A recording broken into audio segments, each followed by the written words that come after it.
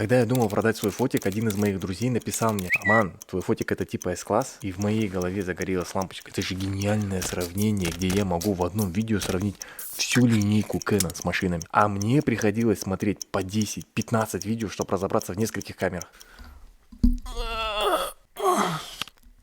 Но вам кажется, все равно придется смотреть 10-15 видео. Я все фотики делю на 3 основные категории: high-end full frame, full frame и crop сенсоры. High-end full frame — это флагманская модель, типа самая крутая. Сюда подойдет 1DX. И та, что на днях вышла, EOS R3, это самые крутые фотики от Canon. Это типа S-класса от Mercedes. Скорость выдержки на этих фотиках нереально высокая. Это для того, чтобы ловить каждую долю секунды в движении. Например, это очень важно в фотографировании в спорте, там, в боксе, в беге, в автогонках. Потом идут обычные full-frame сенсоры. Это не самая крутая модель, но ее разница с самой крутой моделью не сильно большая, так как и там сенсор полный.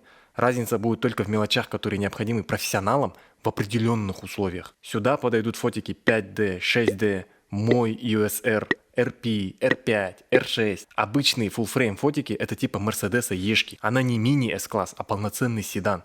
По комфорту не сильно уступает S-классу.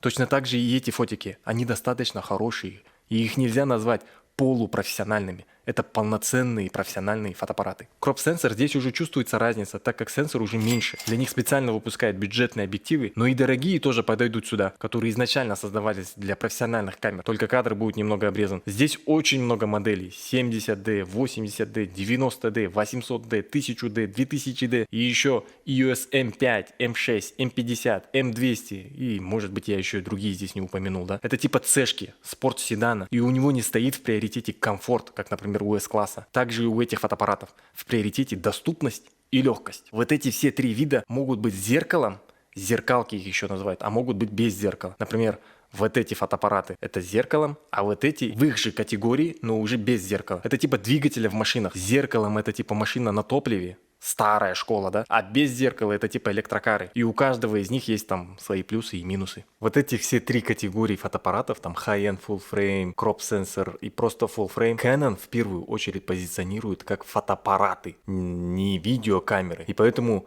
у конкурентов вы можете увидеть предложение получше и выгоднее, да, там, чем у Canon. Но, я вот что понял. Canon, он для лентяев. Потому что здесь в Canon цвета выходят сразу же нормальными. Не надо в монтаже что-то там корректировать. А в других брендах картинку можно получить намного лучше, может быть, даже чем у Canon, но там нужно быть немного более прошаренным. Понимаете? Есть еще 2 категории, которые не вошли в те 3, которые я до этого говорил. Это кинокамеры и карманные фотоаппараты. У кинокамер почти у всех сенсор Super 35. Это не кроп сенсор и не full frame. И у них очень много функций, которые связаны чисто с видео. Примерно как у гелика. Есть прибамбасы, которые чисто связаны с внедорожьем. У этих кинокамер тоже. Там есть специальные дырки для профессиональных микрофонов, XLR входы, да. Есть встроенные ND-фильтры, Global Shutter, это вот когда вы в движении что-то снимаете, чтобы ваши прямые линии там не искажались. И почти все настройки выведены наружу кнопками, чтобы во время съемки вы там не лазили в менюшки и не искали, что вы хотели поменять. А карманные фотоаппараты, их всех объединяет то, что у них не меняются объективы. Их таки называют point and shoot, направь и снимай. Они примерно как А-класс или Volkswagen Golf, тачка на все случаи жизни. И вот эти вот камеры, они точно так же супер универсальны, подойдут для любой ситуации в жизни. Удобно с собой таскать, маленькие. И многие влогеры, кстати, ими любят пользоваться. По милости Аллаха, кажется, у меня получилось сравнить в одном видео всю линейку Canon. И такое сравнение, я думаю, можно наложить на другие бренды. Потому что все, что вы просмотрели, это не проплачено Canon. Ну, Canon, если что, ты же мой номер знаешь. Позвони.